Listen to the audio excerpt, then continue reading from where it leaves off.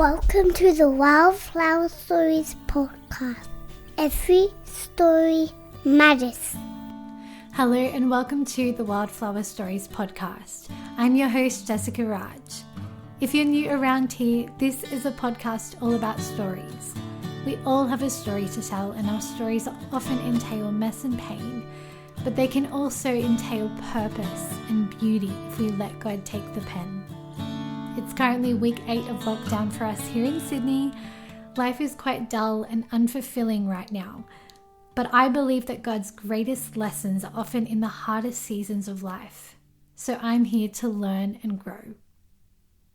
I'm currently in my daughter's bedroom as I record this, just to provide some context, and I get to chat with a woman I met virtually only a couple of weeks ago by the name of Jennings Wright. Jennings is the executive director and founder of a non-profit organization in Uganda called 9e8150 Uganda. One of their missions is to provide intervention and training for teens, particularly teen mothers in the slums. We get to hear about the genesis of the organization and Jennings' heart behind it. But Jennings not only is the woman behind 9e8150 Uganda, but also a mum, a grandma, an entrepreneur, and a writer. What a woman, right? I'm excited for you to listen in on our conversation, and I pray that her story brings hope to your maybe weary soul today. Here's my chat with Jennings.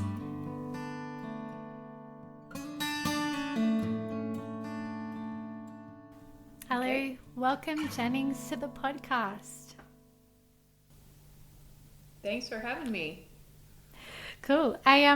I'm just going to ask an icebreaker question, if that's okay. I like to start with one just to get a peek into your life. And my icebreaker question for you is, what is your most memorable vacation? I was thinking about that. We always gave our kids a trip for Christmas instead of gifts.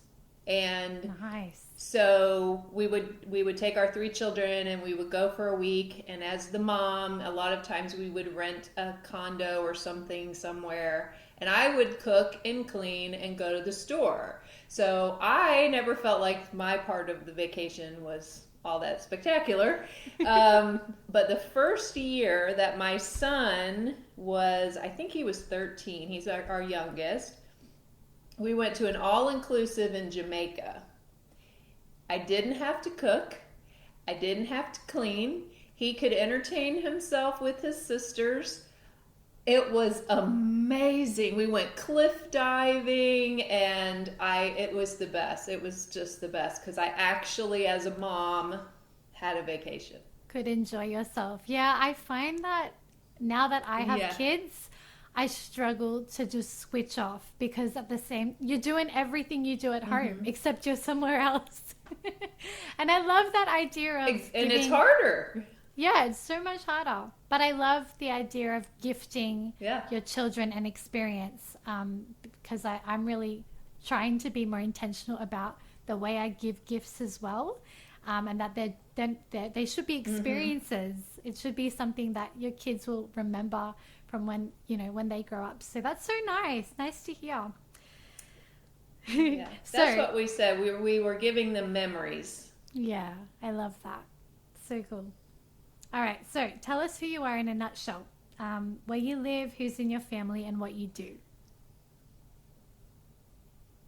Okay, I live in North Carolina in the U.S. I have grown children. My youngest child just turned 25 last weekend, actually. Wow. I am a grandmother. I have a 21-month-old grandson. My husband and I have been self-employed for 30 years almost. I've had my nonprofit since 2009, and I'm a Florida girl, love the water, love boating, love being outside and walking and hiking and stuff. So that's kind of my happy place. That's cool. And I have to put this in there. I noticed you have a couple of tattoos, and I think that's really cool. Yes, I have a lot. That's awesome. I have a lot of tattoos, yes. I didn't get my first one until I was, I think, 45. Wow. I'm 56. So a late I think bloomer. I was 45. Yeah. A late bloomer, but a heavy adopter. Love it. I love it. I'm not one to get a tattoo, but my husband has plenty, and I say to him all the time, you can get all of the tattoos for me and I'll be happy with that. That's right. My husband has one and he's fine with one. Yeah. So. That's awesome. Okay. So tell us a little bit about your nonprofit organization. It's called 1018 Uganda. How does it impact lives, and what sparked the idea to start? I will start at the beginning. When I started it, I actually, to be honest, had no idea what it was going to do. I had this, I call them back burner ideas with God. Like, you get an idea and you know it's a God idea, but you know it's not a now God idea. So you put it on the back burner and you just let it percolate away. And for about 7 years, I had this idea to start a nonprofit. Not with a clear direction, just to start a nonprofit. So in 2008, I did the paperwork with the government and all that stuff to do it. And really thought what we would do is support missionary friends more than we were able to. We had friends working with Muslims. We had friends working in Zambia. And we thought, okay, this will just let us raise more money for them. And we were actually on a trip, a Christmas trip with the kids, when I got the approval from the Revenue Service, came home. I ended up on bed rest with an illness over Christmas, reconnected with a friend in Uganda, the wife of the pastor that married us. She asked me to help with some work that they were doing, just could we fund some rent? And I said, oh, sure. And as we got to talking, my daughter ended up visiting them in May. My son and I ended up visiting them in September. And we all just knew once we were there that was what the whole thing was about. I probably couldn't have told you where Uganda was on a map before then. I mean, honestly, I knew it was like in Africa. Yeah. And I probably knew it was on the east side of Africa, but I probably couldn't have pointed it out without a little bit of study. So it was definitely a God thing. So what we do, we have done a lot of things over the years. My husband and I moved to Nicaragua in 2016, and sort of 1018 kind of took a lull, which it needed. We had some issues with some people we had been working with, and we have sort of reinvented ourselves over the last couple of years. And our main project is with teen girls and teen moms in Uganda's largest slum, which is called Namwango. We also provide food for, when they're not in lockdown, about 450 school kids. And we've done some water projects in a remote village. So those are our main works as a general overall plan. Yeah, that's awesome. So we had a previous conversation a couple of weeks ago, and I love the way you phrase your mission to change the culture that teen sex is okay. Can you tell us a bit about the realities of this in Uganda, and in particular any stories you can share about the transformation you've seen in some of the women you've helped? Yeah, so there is a culture that it is okay to give your girls away as brides at an early age. It's technically not legal now, but has always been a bride price. And girls are sold off basically at a very young age. Technically now they can't do the bride price, but they give a gift, which is the same thing as the bride price. Men do not respect girls and women at all. So one of the problems, especially in the last year and this year with the 2 COVID lockdowns, is that you have girls who have not been able to go to school. A backstory a little bit, Uganda has the youngest population in the world. 65% of Ugandans are 18 and under. Wow. So you have a large population of orphans and people brought up by grandmothers and aunties and sisters. And so there's really not any parental structure. And this happens in Namwango, but it happens throughout the country, that girls can't provide for themselves. They aren't going to school because they can't pay the school fees. And young men, or not young men, know this, and so they will buy food or bring them into their home or offer even things like one sanitary pad if they have sex with them. Wow. Chicken and chips. It's a big thing to have sex for chicken and chips. Okay, so we are not the girls don't value themselves. The men don't value the girls. And during these lockdowns, what we have found is the pressure on whatever person in the home, whether it's an auntie, a parent, whatever, when they can't work, they're locked in their house, they don't have any food, is they say to their teenage girls, basically 12 or 13 and up, go figure out some way to bring food back. Or they say, it might be time for you to find a husband. Now, these are not legal husbands. These are go live with somebody till you get pregnant and they kick you out. So we deal with the problem that arises from that culture, and we can't change that culture obviously quickly because this is a long-standing culture. But our day-to-day work is with teen girls and teen moms, and then our overriding mission is to change the culture of youth poverty and youth pregnancy, because they are tied together so closely, so that's not okay. It's not okay for the girl to be willing to have sex for chicken and chips, and for the boys to be willing to ask for it. You know, we also have girls taken and trafficked and forcibly used and those sorts of things. But the main problem is this culture of poverty that leads to this, situation. So that's where our main work is. So what we did last year with the lockdown that happened, and we had been doing some vocational training for teen girls and moms. One of my sponsored kids from previous years had started a community organization for teen girls and teen moms, because his mom had him when she was 14, and he has a sister who had a baby at 16.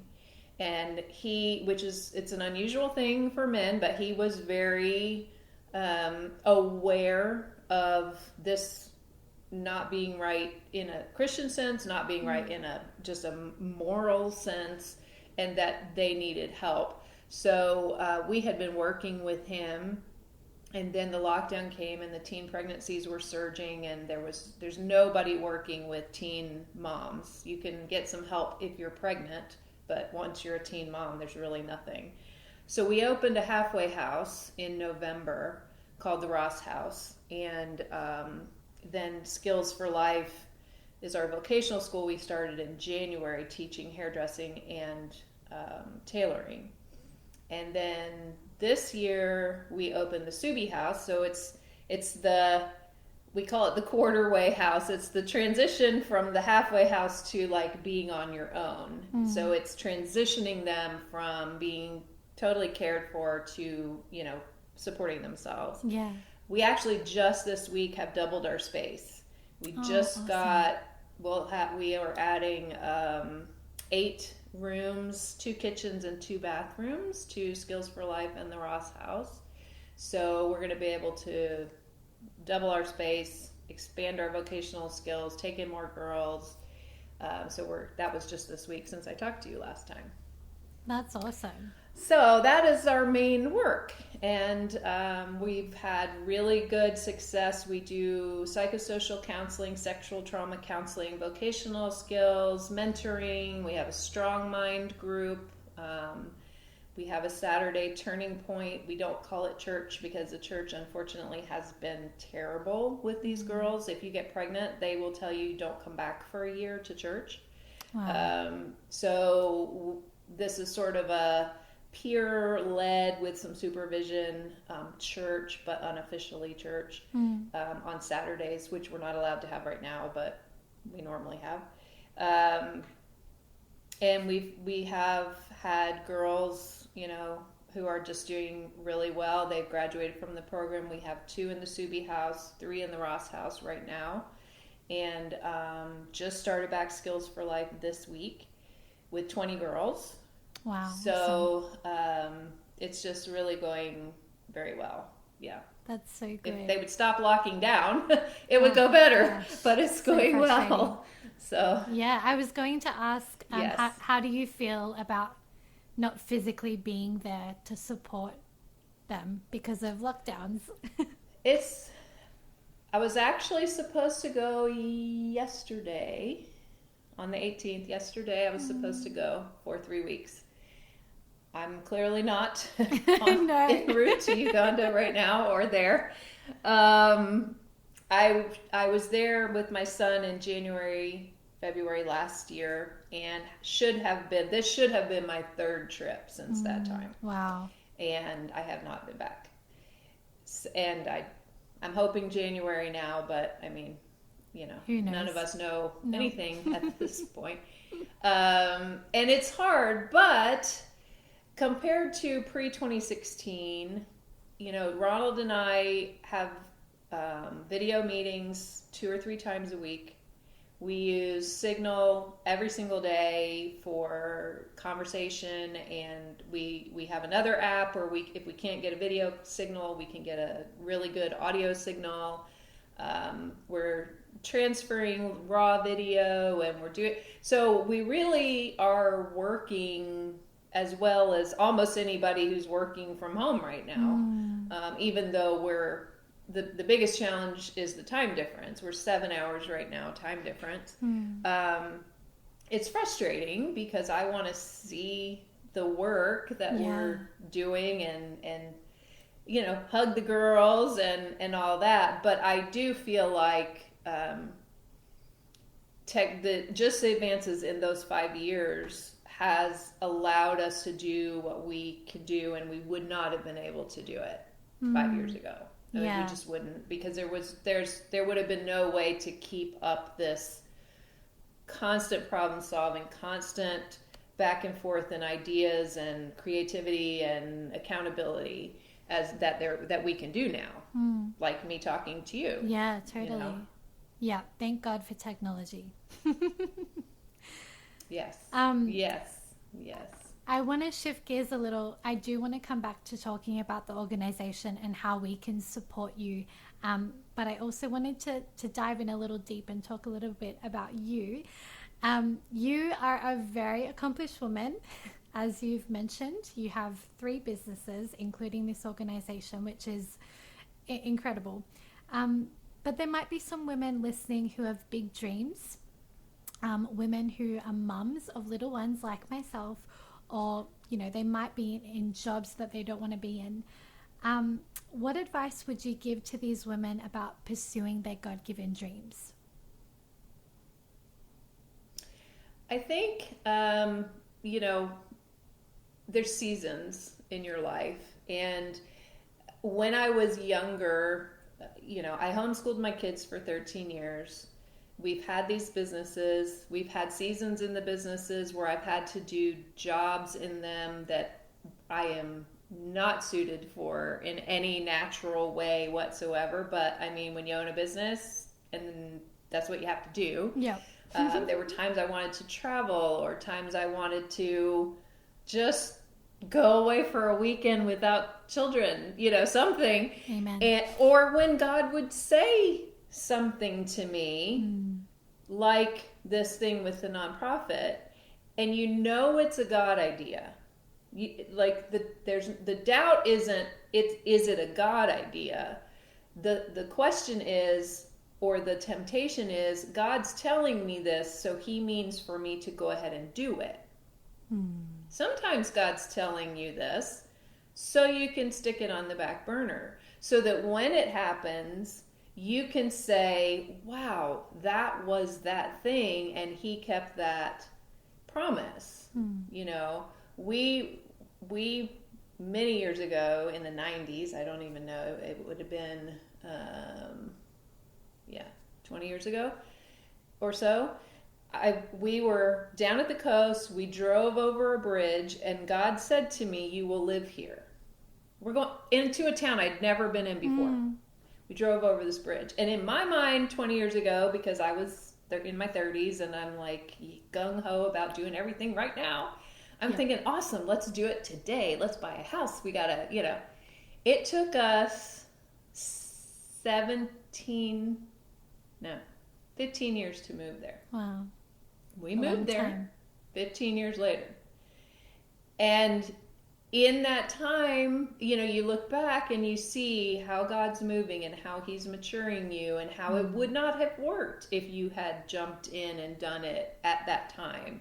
So, when you have small kids, or you're like us, we were homeschooling our kids, that's a job that God has entrusted you with to do in that season. And that's not a season that can change. You can't tell your kids, hang on a second, wait for another year and then Mom will be back. Yeah. So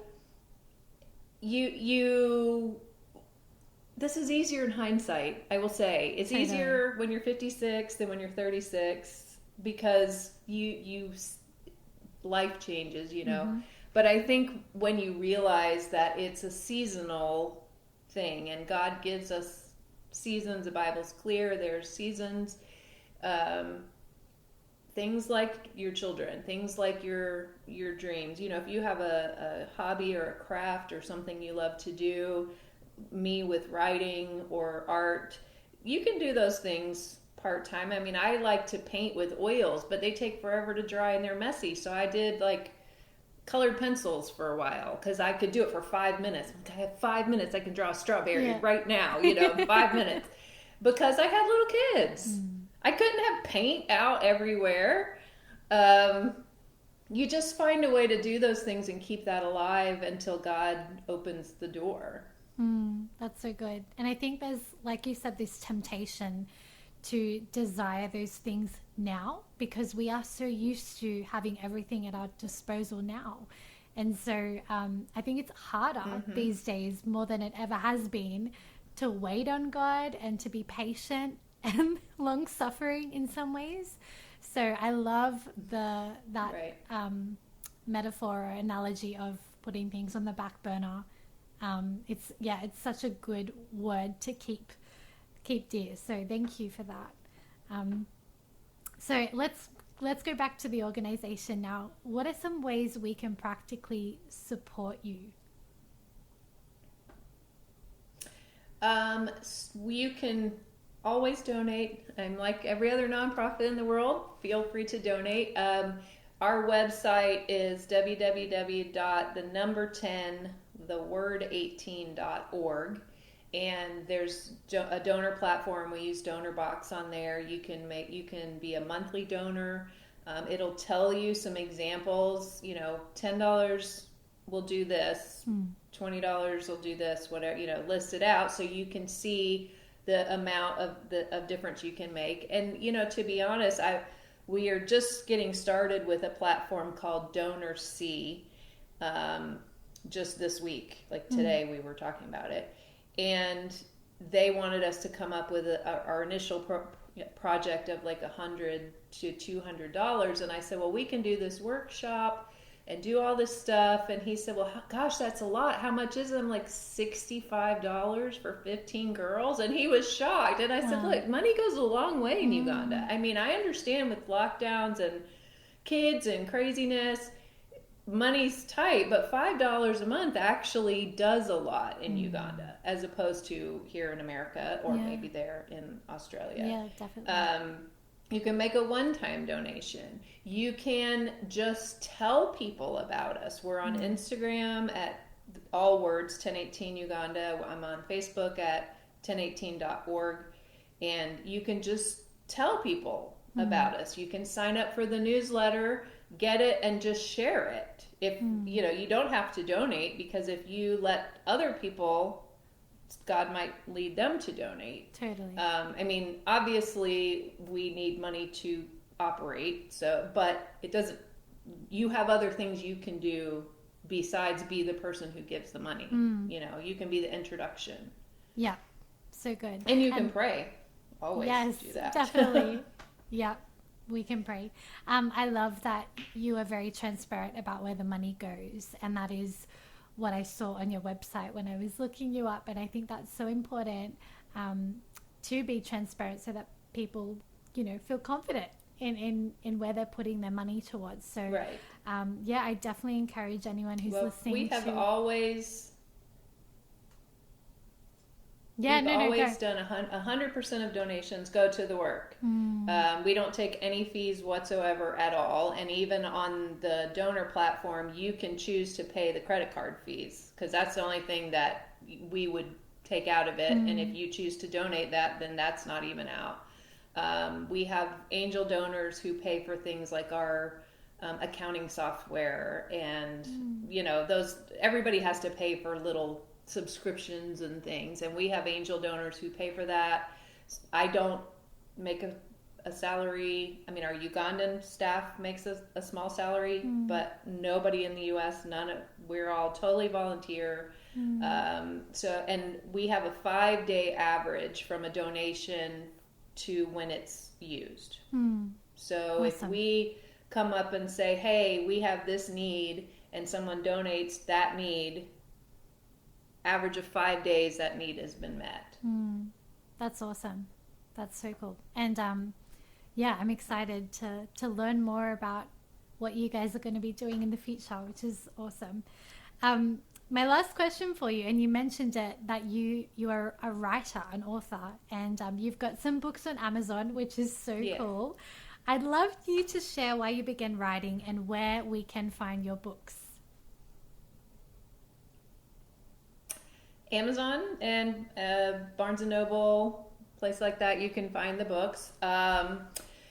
So I did a lot of editing, like in college. I did a lot of nonfiction writing. When I was a kid, I wrote fiction, but as an older person, I never felt like I was very creative, because I would read these books about how to write a story, and it didn't work for me. I couldn't make the story happen. Like, I'm supposed to write 100,000 words, and I'd get 3,000 words in. I'm like, well, I'm done now. I have nowhere else to go with this. So I heard about it's National Novel Writing Month, NaNoWriMo. It's a worldwide thing every November. You sign up for free. You write 50,000 words in 30 days. Nobody reads it. You submit it at the end, and as long as you have 50,000 words, it just counts the words, then you're done. My teenage son at the time was like, just write one word 50,000 times. I'm like, that is not the point. So, but it's really fun because it's a community, there's forums and all meetups and all this stuff. So I thought, okay, this is a bucket list. I'm going to write 50,000 words in 30 days. Wow. It's going to be terrible. I'm going to put it in the metaphorical drawer, shut the door, but I will have done it, right? I will have done it. Yeah. And so I started planning it a little bit, but I mean, I didn't really take it very seriously because I just thought I'm just going to do it for fun. And came up with this story, and I didn't read, I wouldn't go back and read what I wrote every day. I would just start that day and just write. It's 1,667 words a day. I'm like, I can get 1,667 words a day, or whatever, average. And I got to the end, and I went back and read it, and I'm like, and it was 86,000 words or something in 26 days. And I was like, this this is actually good. I mean, I was surprised because I didn't read it as I went along, right? Yeah. And so I gave it to a couple other people, and they're like, wait a minute, this is really good. It's like, right? I mean, isn't that weird? So I edited it and everything and published it, and then I ended up doing like 4 nanos things, and then I did some other stuff outside of that. I'm a real project person, so it worked for me to do a first draft really fast, because that's just how my brain works. I'm just like, oh, a project, let's do the project. Yeah, clearly. And so it was really fun. And now I haven't written one in quite some time, and I would like to, but I have not had that time. That's a back burner idea again now. It's not in the front, it's back in the back. It's coming. But I just enjoy it. I enjoy locations and stories. I'm not that, particular about what genre. I have 3 different genres plus some nonfiction books. I have a book called But God, 2 Words to Freedom, a book about being an expat, novels. So, I'm kind of all over the place, but it's fun. I enjoyed it. That's awesome. And that's the main thing. You want to find fulfillment in it. So I'm looking forward to possibly buying one of your books, because they sound really good. And I'd love to see how someone like you would put words to paper. Like, I'm just curious about that. So yeah, that's exciting. Okay. Well, dialogue is my favorite thing. When I got out of college, I did script writing in California for a little while. I did script doctoring because I was good at dialogue. So I would take a script where people aren't good at dialogue and I would fix it. And so the dialogue for me is the easiest and most fun. And then the action, and then I don't like description. So I have to go back in. Like, people don't know what color hair anybody has. They don't know, how tall they are. I have to go back in later and put that in, because I'm like, I don't really care about that stuff. Yeah. Love your honesty. That's so good. Well, thank you so much for coming on and sharing your story and about your organization. And I appreciate you taking the time. If you don't know, Jennings is currently in the process of moving. And so it's just an honor to have you on and hear your story in such a busy time for you. So thank you. Well, thank you so much for having me. I really enjoyed it. I remember Jennings saying in our earlier conversation that life really is a long time when you're in it. Back burner dreams might not happen now when we want them to, but God put these dreams in our hearts for a reason. So trust His timing, friend, and trust that there's a journey that is necessary to get to that dream. I pray that if it's on your heart to support the work of 1018 Uganda, that you go and do so. Remember that a little goes a long way. I'll link the 1018 website in my episode notes if you choose to make a donation. Thank you for listening to today's episode. I'll be back next month with another episode, so I'll tune in with you then.